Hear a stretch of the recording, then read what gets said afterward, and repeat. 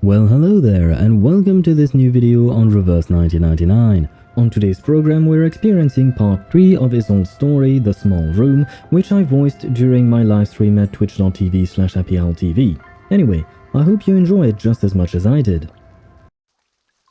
Blissful Decadence, Part 3.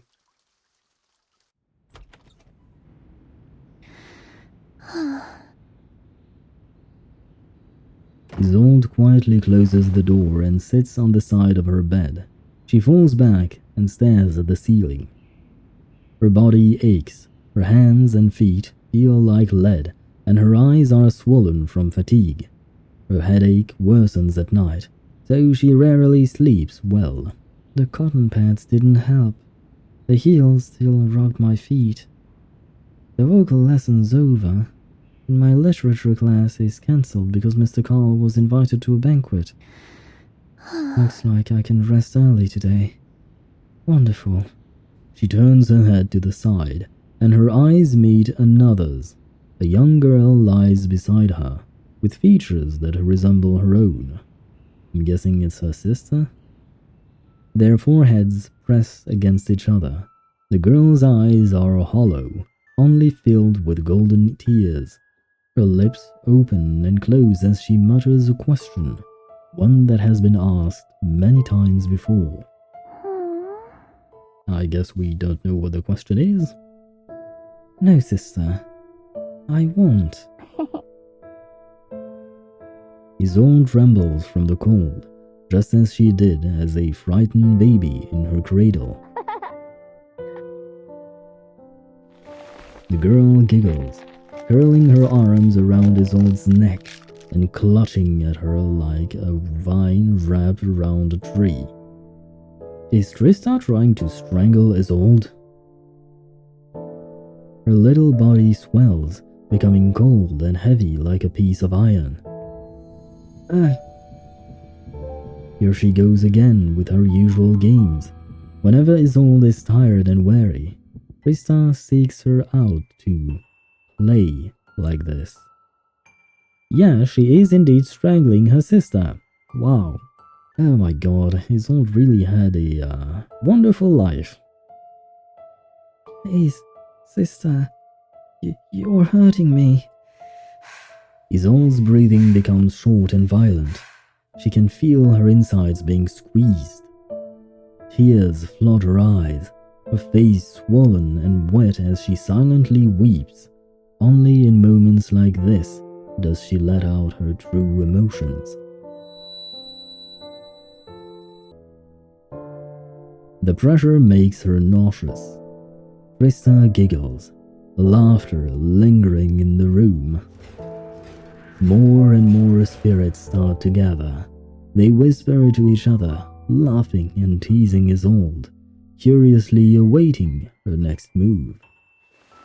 Isolde manages to grab the back of one of her sister's hands with her trembling fingers. Sis. Mama. Mama asked for me. I promised her. The girl straddling her waist gives a slow blink. She lets go of Isolde's hands and dissipates into thin air. This always works. They are both, or at least once were, their mother's closest supporters.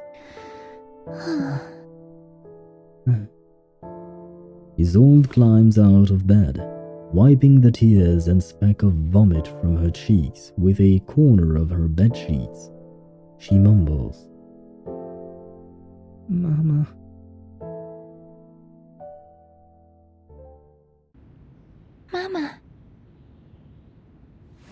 Her mother looks up from the two rabbits cradled in her arms, one white, the other yellow, and her pale face radiates a smile.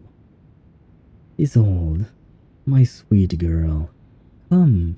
Listen, child. See, I have apple strudel and bloom here. Oh, and the nightingale your father just bought.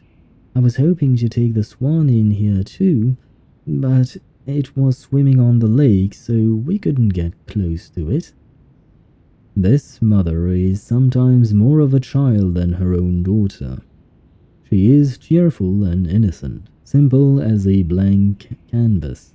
She is always a pleasure to spend time with. Isolde closes her eyes, erasing her sister's decayed face and the vomit-stained sheet from her mind. We can meet in the garden, Mama. You don't have to bring them all inside. Nonsense! I'm happy to do this for you. I think... You always get dizzy under the sun. How can you attend your lessons if you're unwell? The lounge is much better. We can enjoy a bit of sunshine through the windows and listen to music. Her mother pats the cushion next to her. Isolde sits on it, taking Apfelstrudel, the pale yellow rabbit, into her arms. Huh? Hello, little Apfelstrudel. How are you feeling? You're so fluffy and soft, like the cooked apple in the real strudel. She holds the rabbit, stroking its fur and looking into its eyes. Lovely little ones. She has the softest fur and such adorable coloring. Do you remember when your father first brought them home? You were 11, a bit shorter than you are now. It wasn't long after you started your vocal lessons. Yes, I understand. Of course, Mama. Apfelstrudel and Bloom are the only rabbits who've joined the family. We've had plenty of birds and ponies before, as well as white rabbits for use in the seances, but none of them ever had a name. It wasn't until the doctor recommended a new method of therapy that Father brought these two home, and we named them. Of course. Yes, it was fun. With these adorable little things around, I don't faint as often as I used to. You were so small back then. Can scarcely believe that little girl is the same person as the 15-year-old young lady sitting before me. And for her to be such a beautiful singer too. The sun shines through the window, enveloping Angeline. With a peaceful smile on her face, she continues to stroke the rabbit in her arms. Mama. Do you not wish to go back on stage? Singing used to be so important to you. No. She maintains the smile on her face. No, that's not true. You're mistaken, my child. I never really loved performing. It was just an ordinary part of my life. Besides, they were making me emotional, which worsened my condition. I shouldn't be performing anymore. It's no good for me. But I'll be fine. As the doctors said, caring for animals bring me peace. Keeping a calm atmosphere is the foremost goal of this treatment. Isolde, my child, we must carry on. Beneath her mother's hopeful gaze, Isolde lowers her head and meekly snuggles up to her. Certainly. I will Yes, try harder. Mama. We must carry on. Of course. Things will be different for you, Isolde. You're luckier than I. You've received treatments much earlier in life, and times are better now. There is more than one way to improve your situation. You'll be cured, and you have the talent to sing. The mother's voice seems to come from above her head. For no clear reason, Isolde feels as though she is speaking from somewhere even higher. Keep in mind. You will become the star of Vienna. You must keep on. Yes, Mama. I will continue the treatment. I will keep on singing. Huh? Apfelstrudel has started to nibble on her young master's gloves. Apfelstrudel, are you hungry? How could she be? The maids have already fed them today. No, you're confused again, Mama. In March, the doctor suggested that you start feeding them. He said it would help you bond with them. Is that so? Oh, yes, I remember. Isolde puts down the rabbit and cups her mother's face. She gently pushes her hair aside and softly presses her forehead against her mother's. Don't worry, Mama. We all forget things sometimes. Leave it to me. I'll get them something to eat. She gets to her feet and makes her way to the other room, but before she leaves, she stops by the door and looks back. Mama, have the rabbits recovered? I noticed they were a little out of spirits earlier. My apologies. If they're still unwell, I'll go get some medicine too. Were they really? Evangeline raises the rabbits in her hands so that their faces are level with hers. Their noses are wet and their eyes are clear. They look as healthy as any rabbit she has seen. A few nameless white rabbits are chasing each other around her feet, each looking as energetic as ever. That's right. They seem fine to me? All right, Mama. I'll be back shortly.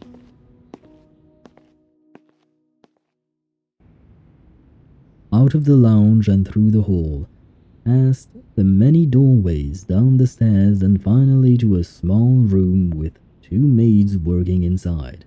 The Dittersdorf house is well known for its staggering size. Look at this. Sheets, sheets, and more sheets. I ain't gone a single day without washing these bloody things. Listen. When I worked for the mayors, we only had 1 or 2 washing days a week. But you're paid better here, ain't ya? Quit your complaining and come help, eh? What's wrong? My God, there's blood on these sheets again. How on earth is there so much of it? Even for that time of the month, this is a lot. There is no way this is blood from her time of the month. The red-haired maid crinkles up her nose in disgust. There has been blood on the sheets once a week for the last 3 weeks now. I'd say it comes from those dead rabbits and birds. I see. Lucas threw away another load of dead animals yesterday. I saw birds, ponies, and mostly rabbits, the yellow and white ones. Which means? I've lost count of the number of April strudels and blooms we've had. They got 2 new ones just today. Poor things. What happened to them? They didn't die nearly so often last year. Is there something wrong with the fodder? No, it weren't because of the bloody fodder. It weren't any natural cause of death. As the maid soaks the sheet in the water, she lowers her voice. I heard that. Lucas told me that every one of the animals suffered a miserable death. Some vomited blood, others had their heads cracked open. Most strange of all is that a few of them had a hole in their neck with a golden key jammed inside. It might be... He said Lady Evangeline did it. Oh, come off it. Lady Evangeline loved those animals. She's always carrying those rabbits around her in her arms. Well, you didn't see her crush that poor nightingale with her bare hands when she was having an episode. She's ill. So is Lady Isolde. It runs in the family like a curse. The doctor said it was hysteria, something to do with their wandering wombs. It drives them mad and makes them bleed all in all.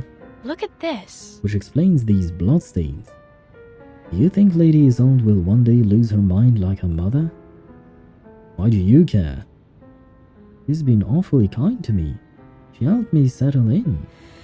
The maid with short dark hair looks down at the dirty bed sheets in her hands. It is covered in vomit and sweat. Here is the case. She's still young, but she's already such a perfect little lady. Gentle, polite, beautiful, kind. She's got so many lessons to attend, bless her.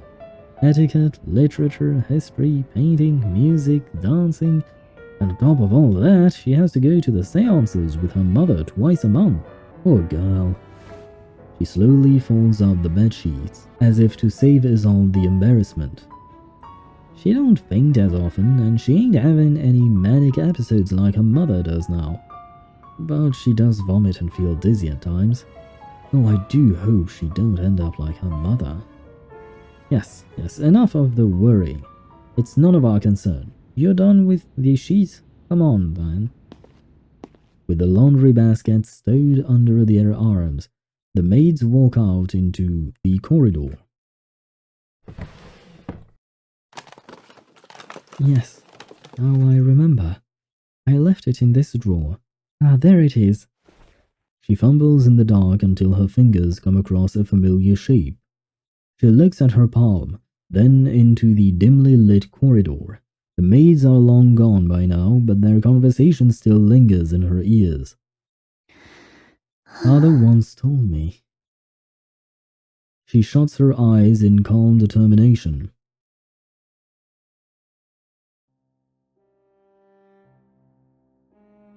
Be graceful, be self-restrained, and be kind to others. Be compassionate, especially towards the less privileged. We must be an example for our people. Oh, yes. We must be virtuous and dignified, as befits our status. Theophil, I didn't know you were home today. She opens her eyes. Her brother, 2 years her senior, is standing next to her. I won't be staying long. Mother told me you were here, so I came. Isolde! It's been a while. I brought you this. He pulls a little velvet box and a pocket watch from his jacket pocket. The box is from Heinrich. There is a brooch inside for your 15th birthday. The box is from Heinrich, so they knew him from all the way back, I guess. Huh. And this watch? That's from me. But you already gave me a present on my birthday, Theophil. No, it's not for your birthday. I just want you to have it. Look, it's not just a watch, it has a timer. And here... He presses the little knob on the pocket watch and with a quiet click, it flips open. See? It's white crystal. It works like an amulet to help you stay calm. And here, see the slot? It can hold enough smelling salts for 20 uses. You need a watch to keep track of the time in all these lessons, and the amulet and smelling salts will help you too. It's perfect. He presses the watch into his sister's hand. There is a beat of silence. He speaks again. I also have news for you. I'm renting a studio. It's amazing how much it's helped me gain inspiration. It also has space for the young models to stay the night when the weather becomes dreadful. It simply broke my heart to see them walking all the way back home in the rain. So, all is well with me. But I won't be returning home very frequently. I hope you'll continue your treatment along with Mother.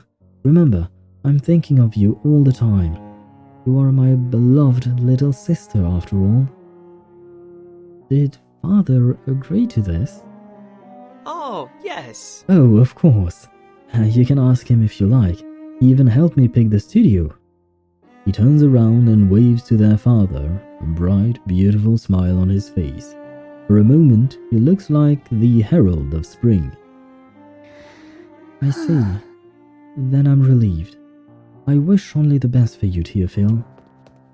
The spring's favored son leaves as briskly as the wind. He crosses the lounge, passes through the doors, and goes out into the boundless world.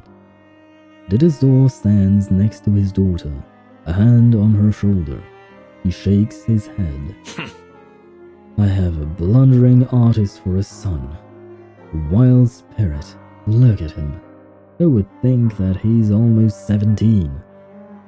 You're nothing like him, which I'm very grateful. You spend your days perfecting yourself while he wastes time chasing after those models in his... What I'm trying to say is that you are a comfort to me, child. Danke. Thank you, Father. How generous of you to say such nice things about me. She smiles with an adorable shyness and looks down at the floor. as most young daughters would after making their father proud. But her eyes flicker towards the door. With Teofil gone, it is shut again. Only a thin beam of light shines through the gap. Teofil didn't inherit Mother's musical talents. He doesn't even sing. Mother passed the talent down to me instead of her firstborn son. I suppose it's unfair to him. Under her father's silent gaze, Isolde turns and makes her way to the other room, perhaps? Who knows? But it is to be continued. Thank you for watching. Leave your thoughts in the comments down below. If you like this video, don't forget to press the like button ever so gently and subscribe for more. Speaking of more, here's another video of mine that I hope you'll enjoy. Anyway, I am Happy Owl and I'll see you in the next video.